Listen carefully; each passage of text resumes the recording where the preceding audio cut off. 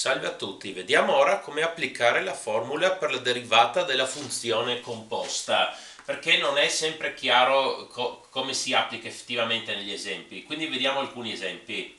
Abbiamo come funzione il logaritmo naturale di x al quadrato meno 3x. Allora, l'idea che può semplificare l'utilizzo della formula è quella di introdurre una nuova variabile, ad esempio t, ma potete usare la lettera che volete, una qualsiasi lettera. Questo t sarà x al quadrato meno 3x, la funzione più interna, diciamo, nella composizione, questa che sarebbe la g di x. Allora, t, prendiamo come variabile t, x al quadrato meno 3x. E quindi questa funzione che avevamo all'inizio si può scrivere come logaritmo naturale di t. Va bene, allora adesso ricordiamoci a cosa è uguale la derivata del logaritmo naturale di t, è 1 fratto t. E solo una lettera se scriveva x, se fosse stato scritto logaritmo naturale di x, avreste fatto derivata, avreste scritto 1 fratto x, è solo un'altra lettera. Ok, quindi adesso ci andiamo a calcolare la derivata della nostra funzione che ci interessava all'inizio. Intanto cominciamo proprio con questo, derivata del logaritmo naturale di t, 1 fratto t, però al posto di t andiamo a scrivere x al quadrato meno 3x. 1 fratto x al quadrato meno 3x, questo moltiplicato con la derivata della funzione più interna, che sarebbe questo, x al quadrato meno 3x, la derivata di x al quadrato meno 3x, che è 2x meno 3. Boh, e poi questo volendo si può scrivere mettendo questo al numeratore. Ok, vediamo altri esempi. Coseno al quadrato di x. Bisogna ricordarsi cosa significa coseno al quadrato di x. Questa è semplicemente una scrittura per dire coseno di x tutto al quadrato. Ok, introduciamo come nuova variabile t proprio coseno di x, in modo che questo diventa t al quadrato. Allora, la derivata di t al quadrato è 2t. Ok, allora facciamo la derivata della funzione che ci interessava, 2t, ma al posto di t scriviamo appunto coseno di x, quindi 2 coseno di x per la derivata di coseno di x, che è meno seno di x. Boh, adesso semplicemente si riordina, meno 2 seno x coseno x. Vediamo ancora questo esempio, è alla meno 5x, prendiamo come t meno 5x e quindi questo diventa e alla t, la derivata di e alla t è e alla t. Oh, facciamo la derivata della funzione che ci interessava e quindi dovevamo prendere e alla t, però al posto di t scriviamo meno 5x e alla meno 5x per la derivata di meno 5x, che è meno 5. Boh, riordiniamo meno 5 e alla meno 5x.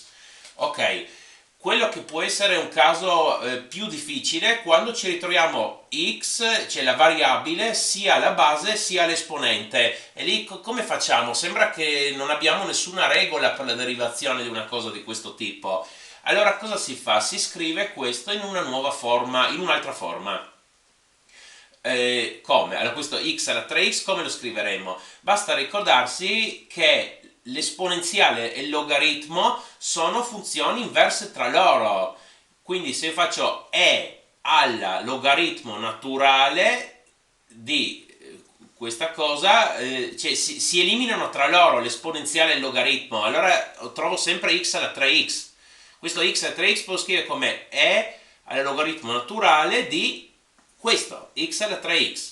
E poi ci ricordiamo la regola dei logaritmi per cui l'esponente si può tirare davanti al logaritmo. Quindi qua va a finire davanti al logaritmo 3x, logaritmo naturale di x, qua esponente. Ok, adesso che abbiamo trovato questo, possiamo farlo tipo come in questo esercizio. Possiamo calcolare la derivata, la prendiamo come t, 3x logaritmo naturale di x, boh, questo diventa e alla t, la derivata di e alla t è alla t, boh, facciamo la derivata della nostra funzione.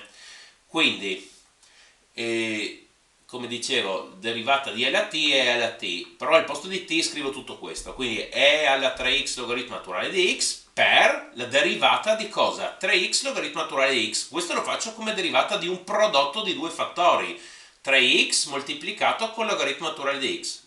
Ok, derivata di 3x è 3 per il secondo logaritmo naturale di x più il primo fattore 3x per la derivata di logaritmo naturale di x che è 1 fratto x. Poi qua x si va a semplificare e Sì, e adesso dobbiamo osservare ancora una cosa. Notiamo che qui questa espressione e alla 3x logaritmo naturale x è proprio questa che avevamo qua e che è uguale x alla 3x, la funzione che avevamo all'inizio, quindi lo scriviamo in quella forma più semplice. Invece di scrivere questo lo scriviamo x alla 3x, che moltiplica 3 logaritmo naturale di x più 3. Ok, usando questa regola, questo metodo, regola per le funzioni composte, si possono scrivere delle altre regole che magari trovate da qualche parte per dire quanto è la derivata di, ad esempio, e a elevato a una f di x, oppure un logaritmo naturale di una f di x qualunque, oppure una f di x qualunque a un esponente reale alfa. E si fa sempre allo stesso modo, ad esempio qua e alla f di x al posto di, cioè, pongo t uguale a f di x, qui ho e alla t, e si fa allo stesso modo, quindi viene e alla f di x per la derivata di f. Qua il logaritmo naturale, tutto si fa allo stesso modo, quindi logaritmo naturale di t, se faccio derivata è 1 fratto t, ma t era f di x, allora scrivo 1 fratto f di x per la derivata di f. Poi questo conviene scriverlo come frazione derivata di f fratto f. E questo torna utile anche per gli integrali, poi questa formula.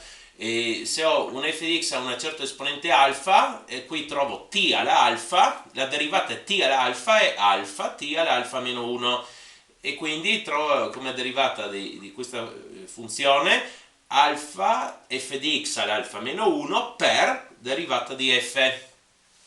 Va bene? Per favore, sì, poi ancora altri esempi così, mettendo una generica f di x, ne possono fare anche altri. Per favore, mettete un mi piace e iscrivetevi, grazie.